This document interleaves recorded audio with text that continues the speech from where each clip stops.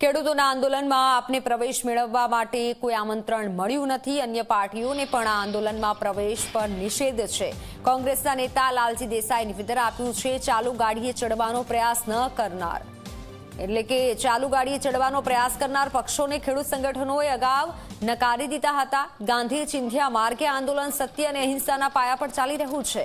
નેતાગીરી કરવાના બદલે ખેડૂતો તરીકે સમર્થન આપવા માટે અપીલ છે।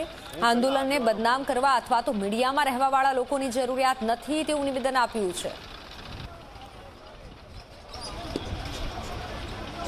આમ આદમી પાર્ટી વાળાએ તૈયાર ભાણે કે અમે કાલે રેલીમાં જોડાઈ જશું, પણ કોણે આમંત્રણ આપ્યું છે? તમને આમંત્રણ નથી આપ્યું। અમે બહુ સ્પષ્ટતા પહેલી પ્રેસ કોન્ફરન્સમાં મેં કર્યું હતું કે ભારતીય કિસાન સંઘને આમાં આમંત્રણ નથી।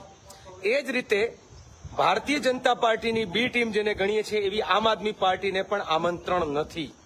અચ્છા, તમને ખેડૂતોનું હિત બહુ જ હૈયે હોય તો અલગથી રેલીઓ, ધરણાઓ, આંદોલનો કરો।